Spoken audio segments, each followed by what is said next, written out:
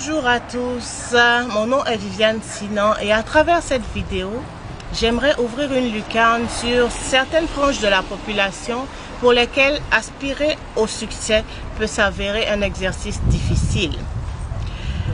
La particularité de ces personnes les expose à plus de défis que la majorité de la société.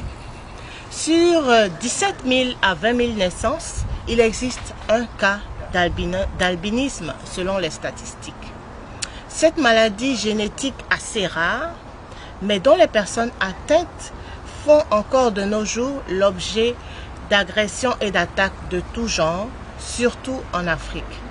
Un rapport de la Commission des droits de l'homme des Nations Unies, publié en 2019, révèle qu'il y a eu sur les 10 dernières années un peu plus de 700 attaques perpétrées sur ces personnes.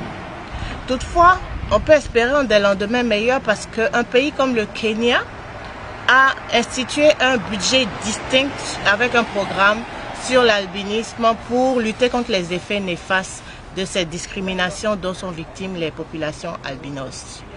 À vous qui suivez cette vidéo, albinos ou pas, j'aimerais dire que la différence est une richesse. Nous devons travailler ensemble, main dans la main, pour avancer et devenir meilleurs.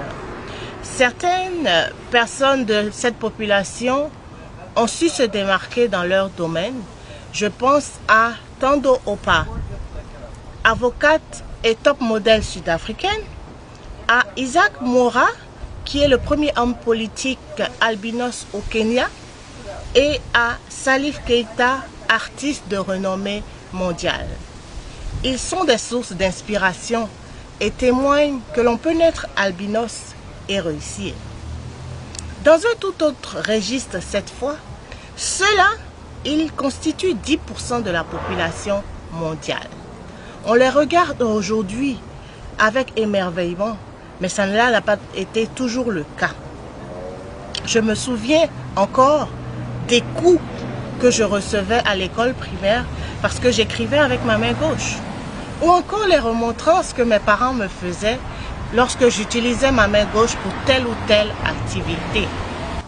Il est vrai que le traitement des gauchers est différent de celui des albinos, mais il n'en demeure pas moins que 90% de la population étant droitière, il faut beaucoup plus d'efforts aux gauchers pour réussir.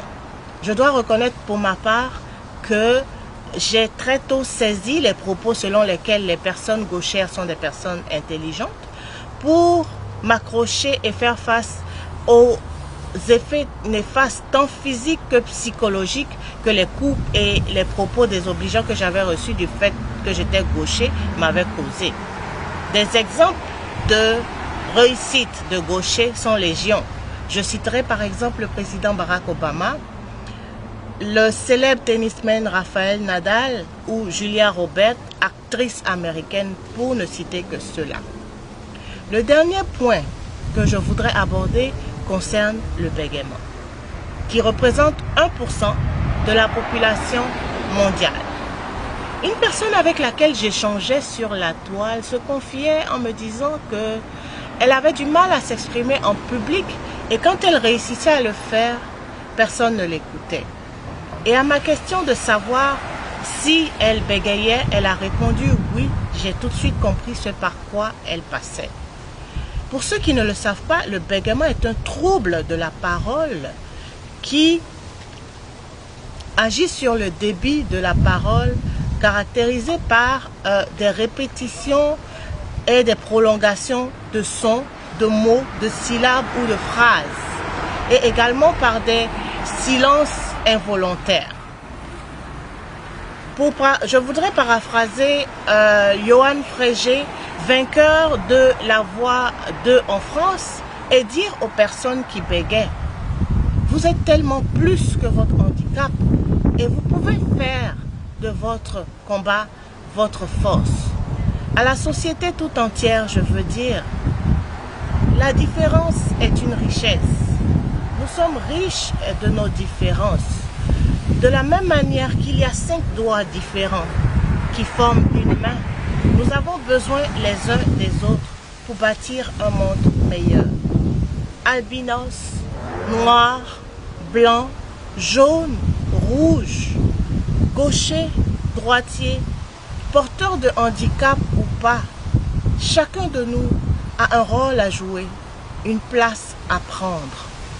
Si tu as aimé cette vidéo, n'hésite pas à mettre en commentaire le sentiment que tu ressens ou les expériences que tu as faites et n'hésite surtout pas à la partager. On reste connecté et le meilleur est à venir. À la prochaine.